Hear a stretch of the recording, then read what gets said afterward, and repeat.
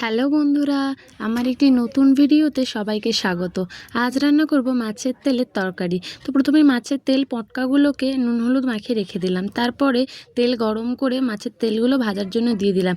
এই মাছের তেল ভাজতে কি বলবো, মা থেকে মাসি সব একদম মনে পড়ে যায়। আর প্রচণ্ড পরিমাণ ফাটছিল, তাও তো আমার হাতে পায়ে তেল ঠিকরে পড়েছে, ঢাকা দিয়ে দিয়ে ভেজেছি অনেক কষ্ট করে। তো যাই হোক, তারপরে পেঁয়াজ, কাঁচা লঙ্কা আর রসুন কোচানো অনেকটা দিয়ে দিয়েছিলাম, আর একটু পাঁচফোড়ন দিয়ে দিয়েছিলাম। দিয়ে ভালো করে নাড়ি চাড়িয়ে নেওয়ার পর কেটে রাখা সবজিগুলো দিয়ে দিয়েছিলাম। কেটে রাখা সবজির মধ্যে ছিল আলু, বেগুন আর অল্প পটল।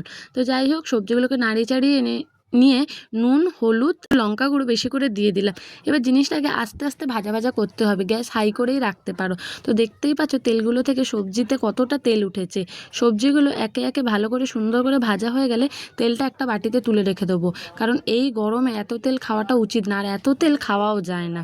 তো তেলগুলো একে একে করে সবজি থেকে কাটিয়ে তেলগুলোকে তুলে রেখে দিচ্ছি। দেখো, সব সবজিগুলো ওই রকম করে ধারে করে মাঝখানটাতে একটু ফাঁকা করে কিন্তু তেলগুলো সুন্দরভাবে তোলা যায়। এবার তেলগুলো দেখো তুলে রেখেছি, প্রায় আধ বাটির মতো তেল, এতটাই তেল বেরিয়েছে। আর আমার বাড়িতে এত তেল কেউ খাইও না, আর এই গরমে মাছের তেল খাওয়াটাও উচিত না, তাও মাঝে মধ্যে খাবার ইচ্ছা হলে আনে, বাবার দোকান যেহেতু। তো যাই হোক, তেলগুলো তোলা হয়ে গেছে, তারপর ভালোভাবে আরেকটু ভেজে নিলেই তৈরি আমাদের মাছের তেলের তরকারি।